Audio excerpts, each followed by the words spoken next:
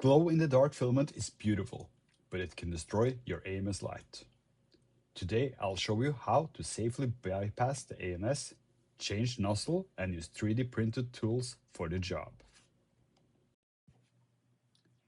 Glow filament is highly abrasive and acts like sandpaper on the internal parts like the PTFE tubes and nozzle. It's important to note that this also applies to other types of filament. Remember to read the documentation for both the printer and filament. To protect my AMS Lite, I always run these materials from external spool and with a hardened nozzle.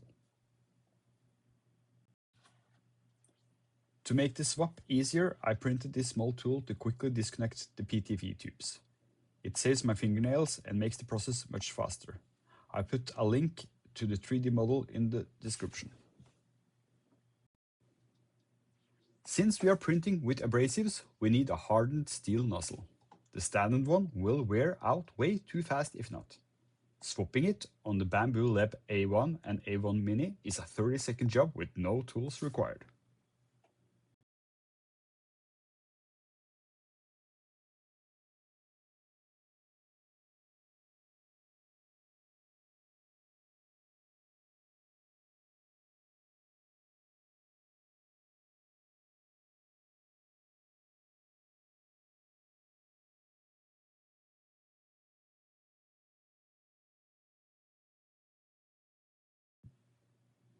Since I have a compact workspace, there are no room for original external holder. I printed this mount instead. It's stable, movable, low profile and perfect for my setup. I've added the link to this model in the description as well.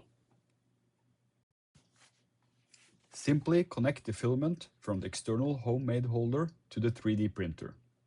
And then in your slicer, remember to disable the AMS and select external spool and then the right filament. Now we can print without any risk. Here is the final result, safe for the AMS and looking great. You can find links to the tools, the filament and the model I printed in the description below. Thanks for watching. If you have any questions, please comment below and please like and subscribe.